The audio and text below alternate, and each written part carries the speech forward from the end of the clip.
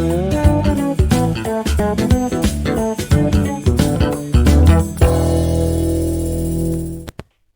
Assalamualaikum warahmatullahi wabarakatuh. Kembali lagi bersama Mbak Sherly di podcast Palkomtek Prabu Muli. Kali ini Palkomtek Prabu Muli kedatangan tamu spesial. Kira-kira teman di rumah udah pada tahu siapa belum? Langsung saja kita sambut. Selamat sore kepada Bapak Abdul Hadi SPD MSI. Selamat sore Mbak Sherly. Terima kasih Bapak sudah menyempatkan waktu mau menghadiri undangan Palkomtek untuk podcast bersama ya Pak ya. Oke. Kira-kira ganggu nggak nih Pak? Ya, ini memang sudah ditunggu-tunggu. Sudah ditunggu benar. Kami juga sudah lama menanti kehadiran Bapak biar bisa ngobrol bareng di sini Pak. Gimana Bapak kabarnya, sehat? Alhamdulillah. Alhamdulillah. Sekarang sehat yang paling penting. Dan semoga selalu sehat ya Pak ya. Insyaallah. Baru pulang sekolah langsung ke sini podcast bareng Pak. Langsung. Ya. Oke, Bapak asli Prabu Muli? Kalau tempat tanggal lahir Palembang. Palembang. Ya. Tapi mulai pertama dinas PNS ada di Prabu Muli sampai hari ini dan sudah 35 tahun jadi warga Prabu Muli. Tapi besar-besar di Prabu Muli Pak? Di Palembang. Oh di Palembang. Lahir, sekolah, Di kuliah Palembang. di Palembang. Oh di Palembang. Begitu selesai kuliah langsung ke Prabu Muli. Merantau ke Prabu Muli, Merantau. menikah dengan warga Prabu Muli. Benar. Akhirnya Menetap. jadi warga Prabu Muli. Oke. Dan cinta Prabu Muli. Ngomong-ngomong, anak Bapak ada berapa Pak? Anak ada 3, cewek dan cowok. Oh terakhir cowok ya. Ya. Masih sekolah yang terakhir? Yang terakhir kuliah Kuliah. di semester 8 ya. 8. Sudah mau selesai Pak ya. Iya. Berarti sebentar lagi lah selesai. Habis Pak ya, udah sekolah semua. Insyaallah. Nah, Bapak Abdul Hadi, Bapak ini dikenal sebagai Kepala Sekolah SMA Negeri 6 Prabu Muli. Bapak sudah berapa lama menjabat sebagai Kepala Sekolah SMA Negeri 6? Untuk SMA Negeri 6 kepala sekolah ini persis hari ini di bulan September 5 tahun. 5 tahun. Iya. Satu periode lebih sedikit karena untuk kepala sekolah satu periode itu 4 tahun. Oh, berarti Jadi sudah nambah ini Pak ya? Sudah kelewatan. Lanjut sedikit. periode 2. Tergantung gubernurnya. Oke. Sebelum Bapak bergabung di SMA Negeri 6, Bapak pernah menjabat di mana Pak? Oke, jadi tahun 94 ya. Udah lama kali, belum lahir Sherly Pak. Ya. 94 itu saya di SMA Negeri 2 Prabu Muli sampai tahun 2005, 11 tahun. Kemudian 2005 sampai 2020 itu sebagai wakil kepala sekolah di SMA Negeri 3 Prabu Muli. Mengajar mata pelajaran matematika. Kalau di SMA Negeri 2 mengajar juga Pak? Iya, mengajar. Oh. Mengajar pembina OSIS. Tapi udah lama. Sudah hampir 30 tahun yang lalu ya. Mungkin admin kita yang di belakang masih ingat sama Bapak Abdul Hadi atau bukan zamannya? Bukan zaman. Oh, bukan zamannya ya, betul Belum juga. lahir. Belum lahir. Oke. Nah, ngomong-ngomong tentang SMA Negeri 6 Prabu Muli nih Pak ya. Kan SMA Negeri 6 ini dikenal sebagai salah satu sekolah yang unggulan Pak, yang terbaik. Gimana Pak, masih banyak program ekstrakurikuler yang sedang berjalan di SMA Negeri 6? Oke, SMA Negeri 6 ini salah satu SMA dengan akreditasi terbaik untuk Kota Prabu Muli. Jadi akreditasinya ini A+. Wow. 96 ya. Tetapi karena posisinya 6 berarti di atasnya itu ada 1, 2, 3, 4, 5. Artinya ada sekolah-sekolah yang memang sudah mendahului, lebih senior. Nah, jadi sebagai sekolah yang nomor 6 saat sekarang kami berusaha bagaimana caranya supaya berada di posisi sekolah favorit. Dan insya Allah sesuai dengan komitmen bersama dengan para pendidik di SMA Negeri 6, mudah-mudahan 1 atau 2 tahun lagi kami sudah sejajar dengan sekolah-sekolah favorit yang ada di Kota Prabu Muli. Wah, luar biasa sekali Pak. Nah, kalau kita bahas tentang akreditasi Pak, ini akreditasi itu bisa berubah nggak Pak ya? Akreditasi itu ya berubah. Berubah. Dulu Per dulu belum A+ ya, Pak? Dulu juga sudah, tapi di kisaran 94 kalau nggak salah. Ini Oh, kemarin 96 sudah masuk kategori A+ itu ya. Untuk Prabu Muli ini termasuk tertinggi tertinggi dan akreditasi. sudah ada kenaikan, Pak ya? Iya. Nah, kira-kira untuk kedepannya Bapak punya visi misi apa yang belum berjalan, Pak? Oke. Eh, Banyak harapan, keinginan, tetapi sudah mulai bergerak. Saya inginnya SMA Negeri 6 nantinya jebol di sekolah-sekolah kedinasan, dan kemarin sudah diawali dengan Unhan ya, ada satu orang peserta didik yang jebol di Unhan, dan mudah-mudahan ke depan dengan kerjasama bersama. Perlu diketahui SMA Negeri 6 ini jumlah murid sekarang ini 846, lebih kurang 846. Itu termasuk kategori menengah untuk Prabu Muli karena ada yang lebih banyak Lebih lagi banyak peserta lagi. didik. Dan sumber daya atau income-nya ya, dari hampir seluruh SMP yang ada, tapi kami tidak terlalu muluk karena tadi kita bukan sekolah favorit, kita juga bukan sekolah unggulan, tetapi prestasi terkhusus di ekskul kita selalu terdepan, khususnya yang jadi favorit itu drum band, karena di 2023 kita pernah juara satu, meraih piala gubernur ya, juara satu Wow, 2000. luar Sementara biasa. 2024 tahun kemarin kita sebagai juara favorit ya, juara favorit ya, makanya drum band SMA Negeri 6 ini selalu menjadi pembuka dalam event-event yang ada di Kota Prabu Muli, misalnya yang kemarin eh, gerak jalan. Sudah jalan. Nah ya, gerak jalan dimulai dari ini.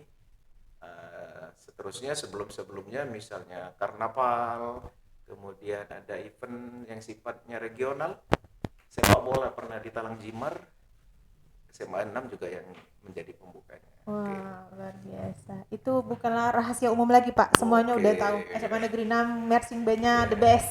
Kedepannya kami berharap tidak hanya di ekskul saja, jadi SMA Negeri 6 bisa bisa berbicara juga dalam hal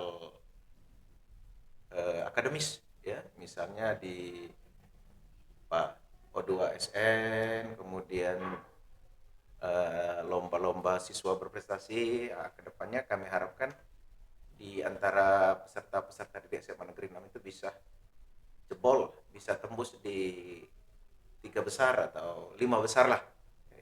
Pasti, pasti bisa, Pak. Insya Allah. Nah, Bapak Hadi ini kan sudah lama, Pak, berkecimpung di dunia pendidikan. Oke. Menurut pandangan Bapak, apakah ada perbedaan, Pak, cara kita mendidik siswa dari zaman dahulu dengan zaman sekarang? Kalau zaman sekarang ini apa ya? Gen Z ya, Pak ya? Iya, Gen Z ya, Gen Gen Z Z. ya, ya. Oke, oh ya jelas beda ya, Beda ya. karena pengaruh dari yang sekarang gadget ya, Betul. begitu cepat, begitu viralnya satu momen yang berada di daerah pelosok misalnya, dengan mengandalkan satu gadget yang ya biasa-biasa saja misalnya, bukan sesuatu yang canggih misalnya, itu bisa dalam hitungan detik bisa langsung viral se-Indonesia. Dan itu juga berpengaruh terhadap dunia pendidikan, apalagi dengan ada apa sekarang AI ya, AI. tidak ada lagi yang bisa disembunyikan istilahnya, atau tidak bisa lagi seorang guru menyatakan lebih pintar kalau dia tidak mampu menguasai teknologi juga itu. Jadi untuk yang sekarang, sebagai seorang guru, selain dituntut mahir dalam profesional, istilahnya ilmu pengetahuannya, mapal yang diampunya, juga pedagogiknya, cara ngajar, dia juga harus menguasai nilai plusnya, harus menguasai Teknologi. teknologi, iya, karena kelihatannya itu sudah menjadi suatu keniscayaan, suatu keharusan yang Keharusan. dimiliki oleh seorang guru pendidik. Makanya pemerintah menggalakkan yang baru saja kita Program lewati ya program latihan coding Pak ya, iya, coding dan AI. AI. Oke. Nah, kalau ada pesan tersendiri nih Pak untuk Bapak kepada Bapak Ibu Dewan Guru, ya kira-kira bekal apa yang harus mereka miliki untuk menghadapi Gen Z sekarang ini Pak? Oke. Eh, dengan bergeraknya dunia perteknologian yang demikian maju, maka yang pasti seorang guru harus tadi punya 3 kemampuan. Kalau dulu cukup 2 kemampuan, hanya dengan kemampuan profesional dan pedagogik. Artinya seorang guru cukup selesai apabila dia menguasai materinya dan juga menguasai pengelolaan kelas, dia akan jadi guru yang sukses. Tetapi sekarang harus ada nilai tambah. Nah, makanya seorang guru jangan pernah puas dengan yang dimilikinya, harus tetap belajar, belajar dan belajar, dan jangan pernah mengupdate dan mengupgrade diri. Betul sekali Pak. Jangan sampai ketinggalan lah Iya, Pak ya. benar. Karena semakin lama ini semakin maju. Benar. Jangan sampai kita kalah disisip sama siswa, disisip sama anak murid ya Pak ya. Nah, kalau menurut tanggapan Bapak bagaimana program pemerintah dengan adanya pembelajaran coding itu Pak? Ya. Rencananya mau dimasukkan ke sekolah ya Pak ya, Ya, materi itu? masih ada beberapa kemungkinan alternatif, bisa jadi menjadi mata pelajaran, bisa jadi disisipkan, bisa jadi dia mewarnai beberapa mapel. Tinggal nantinya litbang dari Dikdasmen yang akan menentukan hasil dari yang kemarin. Kemudian juga seberapa siap sumber daya guru khususnya yang sudah tadi kita kasih pelatihan-pelatihan, apakah mampu menyerap, apakah nantinya mampu mengaplikasikan ke dunia pendidikan khususnya ke peserta didik. Jadi coding tadi kalau saya lihat sepintas itu memang cikal bakal ya Bu ya, cikal bakal atau yang akan melahirkan kemampuan peserta didik dalam membuat program dan seterusnya ya. Jadi memang sudah wajib bahwa seorang guru yang tadinya sudah kita kasih pembelajaran pelatihan mengimbaskan ke teman-temannya dan nantinya baru diaplikasikan ke peserta didik atau murid. Adakah kekhawatiran yang Bapak rasakan karena kita tahu sendiri Pak ya di zaman sekarang ini kan sudah serba canggih, bahkan anak-anak kecil aja sudah pinter main gadget, anak SD sudah pinter main handphone. Tadi ya terkhusus AI, karena saya juga sudah merasa kok tidak ada lagi getar-getarnya ujian kalau kita sudah megang atau istilahnya berlangganan AI ini, semua pertanyaan sesulit apapun bisa kita lemparkan dan ada jawaban. Betul. Berarti sebagai nantinya pendidik, pengelola dan pengawas nanti juga harus cerdas saat kapan peserta didik bisa menggunakan gadget di dalam pembelajaran, apakah bisa di setiap waktu atau dan lain sebagainya. Dan sebagai informasi khusus SMA Negeri 6, kami tidak memperkenankan peserta didik membawa gadget ke sekolah kecuali dengan kondisi-kondisi tertentu. Misalnya saat sekarang ada Ekskul. ya bisa jadi ekskul atau ada tes bahasa Indonesia itu yang mengharuskan siswa punya akun masing-masing kemudian secara online menjawab. Itu pun harus dikoordinir oleh wali kelas dan guru pembina OSIS ya, kelas mana saja yang boleh. Karena kami mengkaji beberapa kali terjadi tawuran, kemudian terjadi beberapa kali tindakan yang sifatnya bullying, itu diawali dengan apa istilahnya itu ya, sindir menyindir di sosmed, IG, di Facebook dan lain sebagainya, akhirnya berterus. Dan juga kelemahan atau apa istilahnya negatifnya gadget di sekolah itu, apabila guru tidak mampu atau tidak menguasai kelas, maka peserta didik sebagian besar asik dengan gadgetnya. Betul. Nah, dengan sosialisasi 6 bulan sebenarnya SMA Negeri 6 mensosialisasikan, kami panggil orang tua, kemudian kami ajak rembukan rapat. Sebenarnya 99,9% orang tua setuju apabila peserta didik tidak boleh membawa gadget ke sekolah. Tetapi ada beberapa kelemahan, tapi saya pikir itu juga kelebihan. Wali kelas punya tugas khusus. Wali kelas harus punya grup kelas, grup orang tua kelas. Apabila terjadi misalnya ada kegiatan di luar, misalnya pulang yang biasanya jam 3, tiba-tiba misalnya ada kegiatan pulang jam 1, wali kelas harus memberitahu. Nah, jadi semenjak sudah berjalan 3 tahun rasanya SMA 6 tidak membawa gadget dalam pembelajaran di kelas, saya rasa lebih aman itu. Lebih aman dan lebih tertib. Fokus anak lebih dapat untuk belajar. Tadi tidak sembarangan kami ngambil keputusan, kami undang dulu, kemudian sosialisasi akhirnya 6 bulan baru jalan. Dan ini sudah jalan tahun ketiga untuk SMA Negeri 6 tidak membawa gadget. Dan saya lihat beberapa sekolah sudah ikut juga menerapkan ya, beberapa sekolah kemarin saya sempat rapat dengan SMA lain. Kemudian juga program saya selaku kepala sekolah di SMA Negeri 6 itu, hal yang tidak boleh, istilahnya haram terjadi itu kelas kosong atau guru tidak hadir dengan alasan apapun. Jadi apabila ada seorang guru tidak hadir, misalnya punya kepentingan izin, misalnya ada menikahkan keponakan dan lain sebagainya, maka guru tersebut wajib mencari guru pengganti. Guru penggantinya tidak boleh guru SMA 6. Karena guru SMA 6 punya tugas semua, ngajar sudah punya semua, jadwal semua. Jadi yang tidak bisa hadir itu wajib mencari pengganti dari luar, dari bimbel-bimbel yang ada atau alumni-alumni. Jadi misalnya ada bukan hanya untuk yang sehari 2 hari, kadang-kadang ada yang izin umroh, tidak ada masalah. Nah, misalnya 8 hari 9 hari, tapi guru tersebut wajib mencari guru pengganti dari luar, kemudian saya dikenalkan dengan saya, kemudian dikasih jadwal. Jadi sampai saat ini alhamdulillah tidak ada ketemu peserta didik SMA Negeri 6 yang ngomong hari ini kami ada yang kosong jamnya. Banyak jam kos tidak ada Pak ya? Tidak ada. Insya Allah tidak ada sampai selesai masa jabatan saya. Itu yang saya terapkan yang pertama sekali. Tidak boleh ada jam kosong.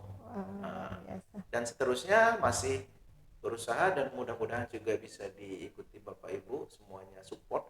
Jangan sampai ada yang telat, karena minta maaf anak kami SMA Negeri 6 kami ini berada di pinggir. Beda mungkin dengan anak-anak yang favorit yang unggulan tadi, anak kami mungkin agak sedikit sensitif. Jam apabila ada guru telat, mungkin telat 3 menit mereka sudah ada di kantin, sudah ada di WC. Makanya hal-hal yang sifatnya jam kos tadi atau yang terlambat tadi itu yang jadi prioritas utama saya. Luar biasa, alhamdulillah semuanya masih terorganisir dengan baik Pak ya. Dan semuanya support. Ya, seluruh guru akhirnya saat sekarang semuanya menyadari apabila tidak masuk selain izin, Pak saya besok sudah hadir dan saya tidak masuk jam ke 45 misalnya 78 ada pengganti si ini dari sini. Jadi tinggal koordinasi dengan guru piket, dengan wakil kurikulum. Nah, itu mungkin kelebihan dari teknologi tadi. Saya juga mungkin ngecek lewat CCTV, lewat grup-grup WA. Jadi semuanya alhamdulillah berjalan dengan sesuai harapan kami sama-sama. Dan pada akhirnya sudah jadi suatu kebiasaan, tradisi. Semuanya tidak ada lagi merasa berat. Mungkin awal-awal dulu berat, sekarang sudah terbiasa. Nah, sedikit penasaran Pak dengan penjelasan Bapak tadi. Apakah background orang tua yang menjadi seorang guru itu menerapkan hal yang sama dalam mendidik anak di rumah, Pak? Saya? Ya. Oke. Untuk sebagai seorang guru tentu kita berharap, karena hampir setiap tahun kita mengantarkan peserta didik, notabene-nya anak orang menjadi misalnya dokter, polisi dan lain sebagainya. Harapan kita anak kita maunya kita lebih dari itu. Tetapi ternyata kadang-kadang harapan itu tidak sejalan dengan itu. Tidak hanya cuma karena kita pernah mensukseskan anak orang, maka harapan kita anak kita otomatis. Ternyata enggak, anak kita juga harus tetap mendapat pengawasan ekstra, mendapat pembelajaran dan pengasuhan yang sama dengan anak-anak orang. Artinya ikut les sama itu. Mengenai apakah menerapkan gaya di sekolah dengan di rumah, ya pasti, karena sebagai guru, apalagi guru matematik, saya pasti marah sekali. Dulu waktu anak saya SD misalnya, wajib sudah hafal misalnya kali-kali umur kelas 2, kelas 3 dan sebagainya. Berarti pintar matematik semua nih Pak ya anak-anaknya Pak. Iya, yang jelas tidak terlalu malu-maluin lah. Karena pasti kan sebagai termasuk guru senior, guru matematik di Prabu Muli, orang pasti langsung, oh masa anak guru matematika, minimal. Saya juga mungkin awalnya dulu saya pernah memberikan semacam target harus peringkat 1, 2, 3 waktu anak mereka SD. Dulu saya belum ngerti, saya pikir peringkat itu segala-galanya. Tetapi dengan berjalannya waktu, kemudian waktu itu saya ingat booming tentang SQ ya, spiritual question, bahwa suksesnya itu tidak hanya melalui IQ saja, tidak hanya melalui peringkat-peringkat saja, bahwa kesuksesan seorang peserta didik, seorang murid itu lebih banyak ditentukan oleh kemampuan dia beradaptasi, ya, artinya menyesuaikan diri dengan lingkungannya di mana dia berada. Nah itu yang nantinya itu ternyata itu tidak searah atau tidak sejalan dengan IQ tadi. Tidak otomatis yang peringkat 1 di kelas otomatis punya kecerdasan spiritual atau emosional yang tinggi. Ternyata emosional dan spiritual itu lebih ke personal approach dari orang tua kepada anak-anaknya. Mungkin itu yang tidak saya miliki di awal-awal. Dulu saya berpikir, anak saya harus peringkat. Ternyata enggak. Ternyata kemampuan dia bergaul dengan kawan, dengan guru, menghargai orang tua, menghargai teman, itulah yang akan dibawanya. Tapi agak telat saya baca tentang kemampuan seorang orang tua ke anak. Tapi saya pikir di ujung-ujung saya masih sempat mengantarkan anak saya supaya punya kemampuan untuk beradaptasi dengan teman dan lain sebagainya.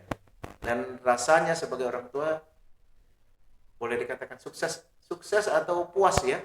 Puas pada saat anak mencapai harapan dan cita-citanya, tetapi juga tidak menutup kemungkinan pada saat apalagi yang cowok mungkin ini mungkin ada hal-hal yang tidak pernah jauh dari teman-temannya, mungkin kenakalan remaja. Sempat saya,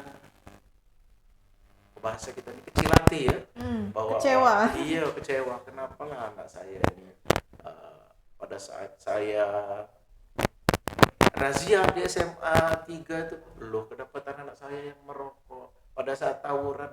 Tapi saya sadar bahwa ini salah satu pembelajaran bagi saya, bahwa saya juga tidak boleh terlalu arogan, terlalu berbangga bahwa anak saya pasti ini, bahwa saya diingatkan Tuhan bahwa dalam kehidupan ini kita juga harus mengalami, harus merasakan. Jangan selalu merasa naik kelas terus. Ada saatnya kita ini merasa tidak naik kelas dalam artian tanda kutip, artian bahwa saya pernah tersandung, makanya saya lebih mengerti orang lain sekarang. Kalau saya selalu berada di posisi sukses, mungkin saya kurang mengerti dengan kesulitan-kesulitan orang lain. Betul. Dengan ada beberapa kali sandungan dari anak, mungkin dari karir, saya saat sekarang sebagai kepala sekolah lebih bijak mungkin menyikapi permasalahan dari guru, dari peserta didik, tidak lagi meledak-ledak seperti dulu. Oke. Mungkin lewat panjang ya. Terima kasih loh Bapak ya atas pencerahannya, pesan-pesannya. Nah, selain Bapak disibukkan dengan kegiatan sebagai kepala sekolah di SMA Negeri 6 Prabu Muli, ternyata Bapak juga ketua MKKS ya Pak ya di Kabupaten Kota Prabu Muli. Sudah berapa lama Bapak bergabung, Pak? Ketua MKKS ini sudah tahun yang ketiga dan berakhir nanti 2026 bulan Februari. Karena SMA ini berada di bawah naungan provinsi, maka kami untuk memperpanjang tangan pihak provinsi, dinas provinsi, maka dibuatlah yang namanya MKKS, Musyawarah Kerja Kepala Sekolah. Dan kebetulan saya yang menjadi ketua sekarang. Artinya setiap info-info yang ada dari provinsi, ya kegiatan atau apa saja selalu melalui MKKS. Nah, gitu. Plus minusnya ya, artinya saya itu bukan hanya sebagai kepala sekolah SMA 6, saya juga Banyak harus Pak yang mau diurusin Pak ya. apalagi pada saat PPDB. Pada saat PPDB itu satu pintu artinya muaranya lewat MKKS. Kalau ada masalah-masalah, trouble dan lain sebagainya, kamilah yang harus menyelesaikan, baik lewat media, lewat LSM dan lain sebagainya. Oke, program yang sudah berjalan selama di bawah kepemimpinan Bapak? Apa misalnya MKKS? Iya, MKKS. Oh, kalau MKKS tentu saja program kami yang pasti PPDB ini harus PPDB yang karena yang selalu jadi momok di setiap tahun ini PPDB ini harus sukses. Dan alhamdulillah 2 tahun ini Prabu Muli ini tidak ada gejolak yang berarti, karena di daerah-daerah lain khususnya kota-kota besar itu semuanya bermasalah mengenai penerimaan. Dan dengan program kami yang pasti pertama, program kami itu komunikasi dan kerjasama dengan APH. APH itu ialah Polres, kemudian kejaksaan yang nantinya akan mengawasi langkah-langkah kami apabila ada kekeliruan, mengingatkan kami, dan itu sudah kami jalani, kami lakoni. Lalu ada komunikasi yang intens dengan pihak Polres dan ini. Jadi tidak akan ada, insya Allah ya, dengan komunikasi yang lancar tadi tidak akan ada ketemu masalah-masalah, terkhusus di SMA. Karena di SMA ini di Prabu Muli ini ada 8 negeri, 7 swasta, jadi ada 15. Swasta juga di bawah lingkup Bapak Pak ya? Untuk SMA, tapi kalau SMK lain lagi, dia punya MKKS sendiri. Oke, jadi program-program yang sudah berjalan ini khususnya itu kerjasama dengan pihak-pihak yang disebut stakeholder yang nantinya akan banyak berpengaruh dalam perjalanan atau ketenangan seorang kepala sekolah. Itu yang paling penting saat sekarang. Kepala sekolah ini dengan begitu banyaknya berita miring mengenai pengelolaan dana dan lain sebagainya, maka untuk lancar, untuk tetap tenang kepala sekolah, maka mereka harus, kami sebagai kepala sekolah dikoordinir oleh MKKS harus punya jalinan yang kuat dengan pihak-pihak yang sebagai APH yang nanti akan melindungi kami dari yang sifatnya abal-abal. Misalnya ada kadang-kadang LSM yang sifatnya abal-abal, mencari keuntungan dari berita-berita viral. Nah, itu yang utama saat sekarang. Oke. Nah, kalau SMP itu di bawah naungan MKKS Pak. Kalau SMA? SMA, sorry. Kalau SD SMP? Dinas Pendidikan ya Pak? Iya, Dinas Pendidikan. Oke. Nah, antara MKKS dan Dinas Pendidikan Kota ini saling berkolaborasi atau mereka sendiri-sendiri Pak? Maksudnya kalau dalam mengeluarkan peraturan, mengeluarkan program, menjalankan program. Kebetulan kita sama di tempatnya, yaitu di Prabu Muli, dan sebagian besar di Dinas Pendidikan itu juga kenal baik dengan kita. Umumnya kita tidak ada masalah tentang koordinasi ya. Hal-hal yang misalnya memerlukan urun rembuk atau tanggung jawab SMA, biasanya kepala dinas atau kabid langsung nelpon kami.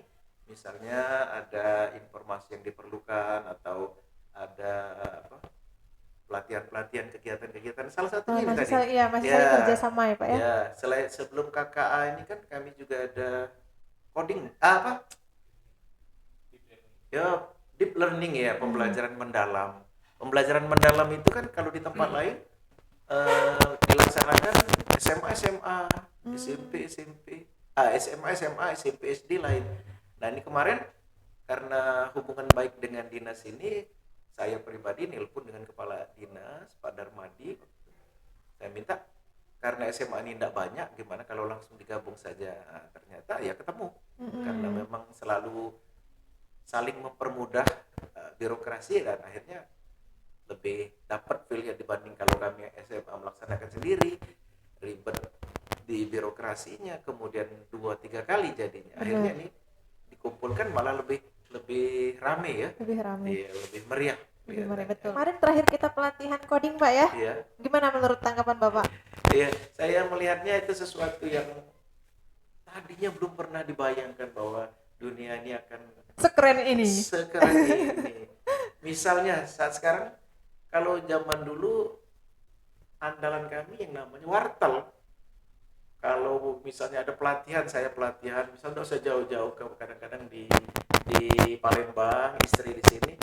Jadi mau menghubungi istri itu ya lewat wartel tadi, telepon rumah dengan wartel, nyari waktu yang waktu itu ada jam-jam murahnya, jam 5 sampai jam 6 subuh. Nah, itu nyari. Dan itu pun via pun saja ya. Nah sekarang ini dengan kecanggihan video call, saya punya cucu di Bandung sana, rasanya tiap hari ketemu, nggak ada lagi jarak rasanya. Kalau zaman dulu kan, apalagi masih via sebelumnya, via surat, via telegram, jauh tuh terasa jauh nian. Nunggu kabar itu seminggu sekali. Iya, betul. Ya. Sekarang luar biasa ya. Harapan Bapak atas adanya pelatihan kita kemarin bagaimana Pak? Harapan itulah bahwa yang pasti kita bernaung di Kota Prabu Muli, Palkomtek juga Palkomtek Prabu Muli. Harapan kita tidak kalah dengan kota kabupaten lain, dan kalau perlu kita berada di posisi teratas ya, baik jebolannya, nah jebolan pelatihan tadi maupun nantinya ke peserta didiknya. Setuju. Ngomong-ngomong tentang Palkomtek, Bapak udah lama tahu belum sih tentang Palkomtek atau baru-baru ini tahunya? Udah lama sekali nama Palkomtek ini begitu melekat. Tapi dulu tuh Palkomtek ini identik dengan kursus komputer. Betul, kursus komputer. Terkenalnya kursus komputer. Iya, begitu kursus komputer. Tapi seiring jalan kan bukan hanya komputer, iya. Dulu kan wajib untuk kerja itu punya sertifikat lulus, misalnya pernah ikut kursus komputer. Nah itu bagian, misal belum kebagian di perguruan tinggi negeri favorit, biasanya Palkomtek ini jadi favorit ya. Oke. Dan saat sekarang saya yakin Palkomtek masih tetap jadi yang terbaik di Prabu Muli. Karena pihak yang melaksanakan kemarin kan langsung nunjuk Palkomtek, berarti memang punya nilai plus ya. Amin. Semoga selalu eksis terus ya Pak ya. Nah Pak, sedikit pertanyaan membahas tentang pentingnya menguasai teknologi, skill teknologi untuk bekal bekerja Pak. Kira-kira seberapa penting Pak?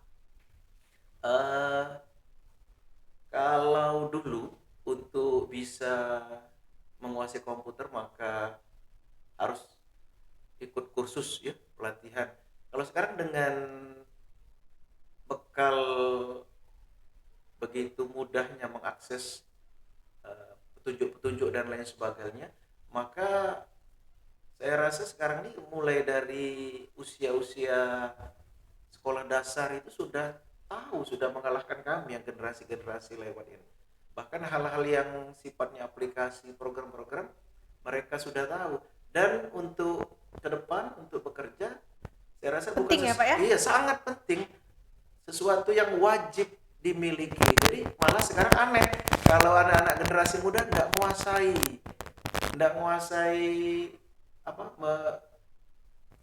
mengoperasikan komputer, baik yang sederhana misalnya Word, Excel. Ya, kemudian masalah ngeprint dan lain-lain sebagainya. Apabila generasi-generasi yang muda ini tidak menguasai, aneh malah terkesannya.